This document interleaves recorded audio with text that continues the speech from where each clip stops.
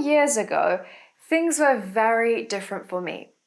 I didn't see the female body as the ultimate temple for the connection to the so-called universal source, or as I call it, the spirit. I didn't respect my body and myself for the magic that contains within.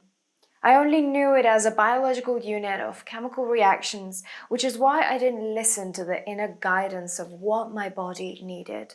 But instead, I put birth control pills, fat burners, and estrogen blockers and other hormone-altering substances in my body, which left me even more numb and disconnected. I didn't know how to embrace and use womanhood to my advantage in the many situations I was forced to survive. When my periods disappeared, I had no sex drive and all of my decisions had absolutely no emotional involvement. I had successfully disassociated from the underlying feelings my body was relentlessly trying to signal. And trust me, if anyone tells you this is normal, please don't believe them. See, the process of survival from any prolonged stress means prioritizing only that which gives us the highest chance to stay alive the longest, even if this means at the cost of all other organs and tissues in our body. You see, hormones are chemical messengers that signal the state of our being. We have to honor them.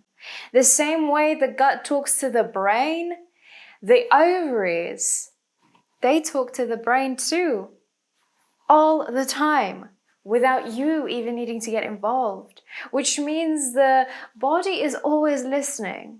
I want you to remember this. Can you honor the gift of being a woman? Can you honor the gift to surrender and create?